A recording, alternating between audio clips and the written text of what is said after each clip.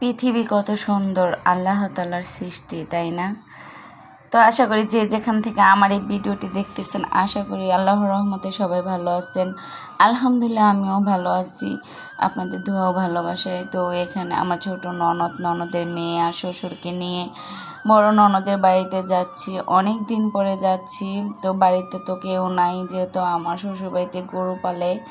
আমার শাশুড়ি মাকে আর সাথে করে নিতে পারলাম না, গরুর জন্য তাকে বাড়িতে রেখে আসা হয়েছে। সবাই চলে আসলে গরুকে দেখবে। তো যাই হোক, আমরা যাচ্ছি বড় ননদের বাড়িতে, সাথেই থাকেন। আশেপাশে নানান রকমের গ্রামগঞ্জের দৃশ্য উপভোগ করতে পারবেন। কত সুন্দর, তাই না?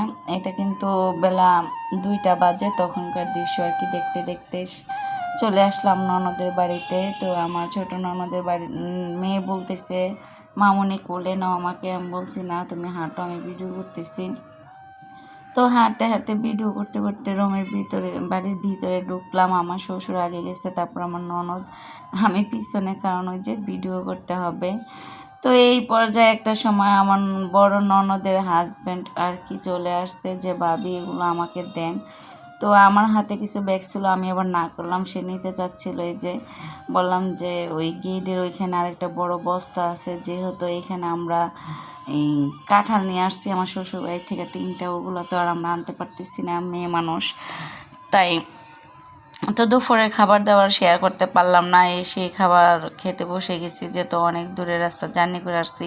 এটা হচ্ছে বিকালবেলার টাইমে নাস্তা খেতে বসছি আমরা, বিস্কিট, মিষ্টি, আম, কাঁঠাল। তো যাই হোক, এগুলা খেতে খেতে মাগরিবের সময় হয়ে গেছে। তারপর মাগরিবের পর আবার নিয়ে চলে আসলো আমার ননদের জামাই ঝালমুড়ি। তো ও আবার ঝালমুড়ি আমাদেরকে দিয়ে বলতেছে, ভাবি এই নেন চিপসের সাথে ঝালমুড়ি মাখায়া খেলে নাকি খুব মজা লাগে। তো যাই হোক, আমরা তো কখনো ওইভাবে খাইনি।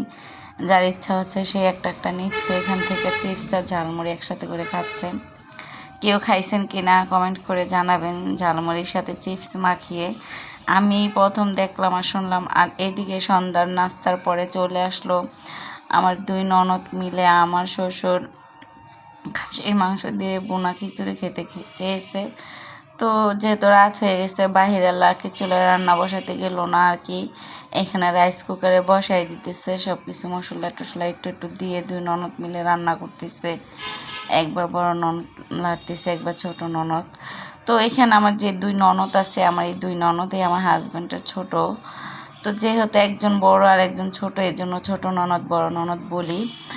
যাই হোক, আমার ভিডিওটি যদি এক বিন্দু পরিমাপ মানে একটু ভালো লেগে থাকে, আমার চ্যানেলটি সাবস্ক্রাইব করে দিবেন, আর চ্যানেলটির পাশেই থাকবেন। একটা ছোট্ট লাইক করে কমেন্ট করে জানিয়ে যাবেন ভিডিওটি কেমন লাগে। তো যাই হোক, প্রথমে লাড়ছে আমার বড় ননদ, এখন আবার ছোট ননদ, দুজনে মিলে লাড়ালাড়ি করতেছে আর আমাকে বলতেছে, আপু তুমি ভিডিও করো। তো আমার যেহেতু বোন নাই, আমি আমার 2 ননদকে বোনের মতো দেখি, আর ওরাও আমাকে ভাবি না ডেকে আপু ডাকে। আর এই যে রাত্রে খাবার খেতে বসে গেছি। দুপুরে আমার জন্য শুটকির ভর্তা বানাইছিল। যতই মাছ মাংস খাই আমি, আমার জন্য শুটকির ভর্তাটা খুব পছন্দ করি, তাই আমার ননদ বানাইছে। আর এটা হচ্ছে পরের দিন সকালবেলা 7টা বাজে উঠে দেখে আমার ননদ রান্না বান্না বসে দিছে। এখানে আবার আমি একটু চা খেতে চাইছিলাম, রং চা বানিয়ে দিছে, খাইছি আমি আমার ননদের জামাই। তো আবার সকালবেলা ডিম বুনো করতেছে, তারপরে আবার আরও ভর্তা টর্তা বানাইছে, তারপরে পাট শাক ভাজি করছে। সকালবেলার নাস্তা, গ্রামগঞ্জে আসলেই সবাই তো বেসিক্যালি ভাত খেয়ে থাকে, তো আমিও এখানে আসলে ভাতই খাই। যেখানে যেরকম মানে সেইখানে সেরকমভাবেই চলতে হবে। আর এটা হচ্ছে বিকালের আর কি, বিকালে আমরা চলে যাব পরের দিন। তো আমার ননদকে বললাম যে তুমিও চলো তোমার ছেলেকে নিয়ে আর তোমার জামাইকে নিয়ে। আমরা যাওয়ার পথে একটা জায়গা আছে যে ফুচকা বিক্রি করে, তা ওরা ভালো করেই চিনে। তো বললাম যে চলো ফুচকা খেয়ে তারপর তোমরা চলে আসবে, আমরা চলে যাব। যেহেতু ওর হাজব্যান্ড একটু বাড়িতে ব্যস্ত আছে, এখন আর যাবে না, ঈদে বেড়ায় আসছে ওরা। তো এখন চলে যাচ্ছি ছোট ননদকে তার শ্বশুর বাড়ির সামনে নামিয়ে দিয়ে আমি আর আমার শ্বশুর বাড়িতে চলে যাব। তো এই পর্যায়ে সবার কাছ থেকে বিদায় টিদায় নিয়ে এক পর্যায়ে বের হয়ে আসলাম, সবাই চলে যাচ্ছি। আর আমি এইভাবে ভিডিও করছি, অনেকে হয়তো ভিডিওটা খারাপভাবে নেবেন, কারণ আমি যাচ্ছি না, যেহেতু সবাই কম বেশি একটু পর্দা করে, এই জন্য আমি কারোর ফেস ওইভাবে দেখাইতে তো যাই হোক, সবাই তো আর কমফোর্টেবল না ক্যামেরার সামনে আসতে। তো এখানে আমি আমার ননদের এখান থেকে আবার 2টা ফুচকা নিলাম, কারণ ওদের খাওয়া শেষ, আমি আমার মার সাথে কথা বলতে। তো সবাই ভালো থাকবেন, সুস্থ থাকবেন, আল্লাহ হাফেজ।